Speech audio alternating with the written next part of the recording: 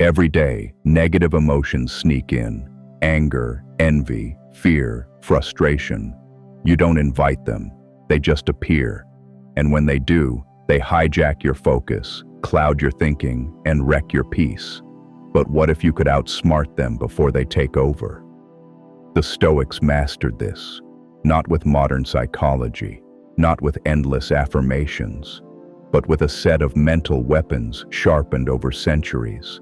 Marcus Aurelius, as emperor of Rome, faced betrayal, war, loss. But he didn't react like a slave to his emotions.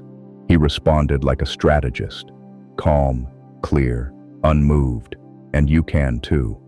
Today, you're going to learn the ancient Stoic tricks to keep your mind in control, no matter how loud the world gets.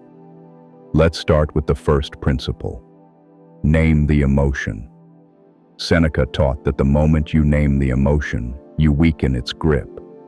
Instead of saying, "I'm angry," say, "I'm experiencing anger." See the difference? You are not the emotion. You are the observer of it. That small shift changes everything. Next, create distance. Epictetus would pause and ask, "Is this in my control?" If not, he dropped it. Instantly. No hesitation. That's discipline. You're not here to feel better. You're here to get better. Stay with me. The second Stoic trick is to interrupt the story. Every negative emotion rides on the back of a story you tell yourself. They disrespected me. I failed. I'm not enough.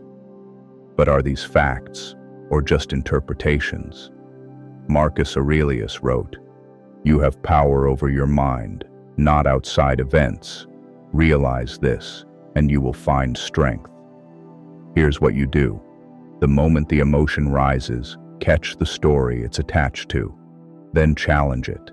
Ask yourself, what else could be true?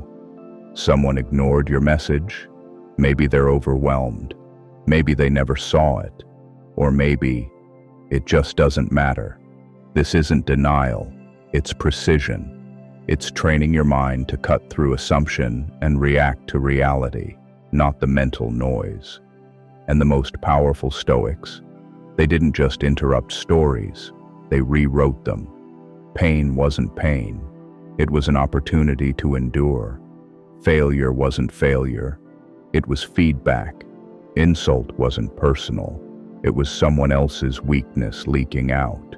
This mental reframing is how you turn poison into power.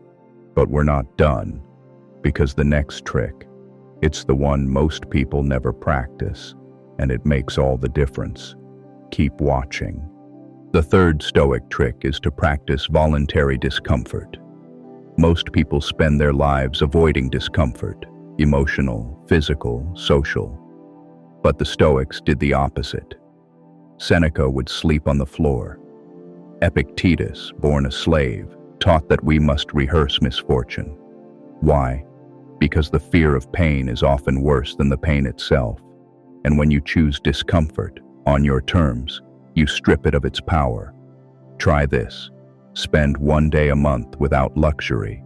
Wear simpler clothes. Eat plainer food. Speak less. Observe your mind as it rebels, and watch yourself gain control. You'll start to realize you can survive rejection, failure, criticism, loneliness. You don't need to be liked. You don't need everything to go right. And once you don't fear discomfort, negative emotions lose their leverage. You're no longer manipulable, no longer reactive, no longer a puppet of your own impulses. Instead, you become what the Stoics aim to be: immovable, unbothered, free. This trick isn't glamorous, it's not viral, but it's the quiet foundation of unshakable inner power. Now, there's one more trick the Stoics used, subtle but transformative. And if you skip this one, the rest won't hold. Let's go deeper.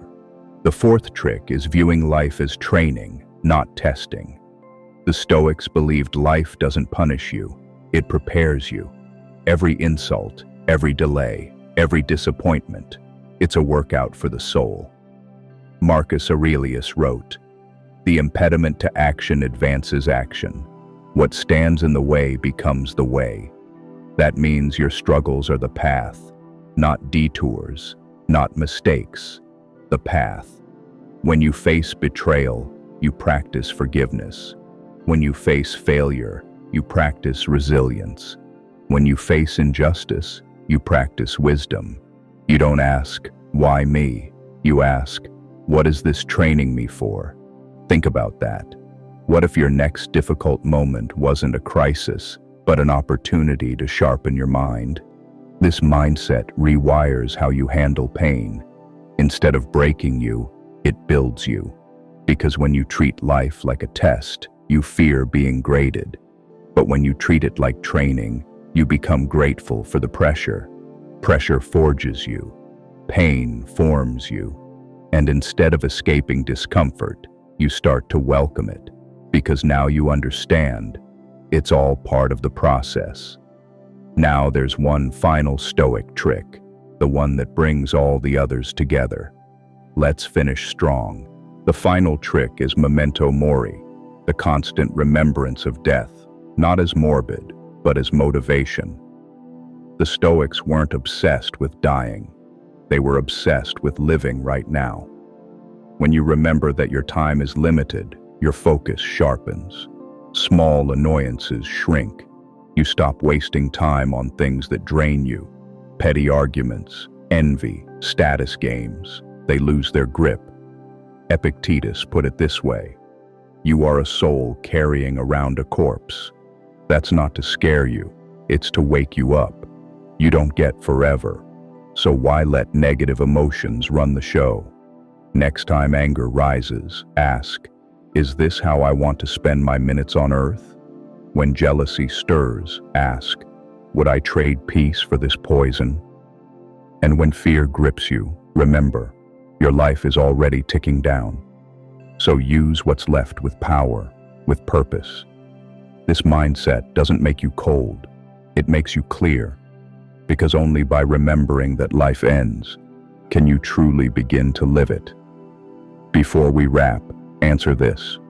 What's the one emotion that keeps outsmarting you, and how will you flip it starting today? Let me know. And if this guide gave you clarity, subscribe and hit the bell so you never miss a moment of power. The battle with negative emotions isn't about pretending they don't exist. It's about gaining the upper hand. The Stoics didn't numb themselves. They trained themselves. They replaced reaction with reflection. They made silence a response. They made discomfort a path. And they made reason their sword. When fear hits, they didn't run, they prepared. When anger surged, they paused and asked, what is truly in my control? When envy crept in, they turned back to gratitude and purpose. Each emotion you master becomes your ally. Each urge you resist becomes your strength. Each moment you remain centered. When the world pushes chaos, you become untouchable. You don't need to be perfect. You need to be present. You don't need to suppress emotions. You need to outsmart them. So ask yourself this: are you reacting or responding? Are you ruled or are you rising? You've now learned ancient Stoic tools that emperors, generals, and philosophers lived by. What you do next determines who you become. Choose stillness, choose clarity, choose mastery. And if you're serious about leveling up your inner power, hit subscribe and turn on the bell. Because we're building warriors here, not wanderers.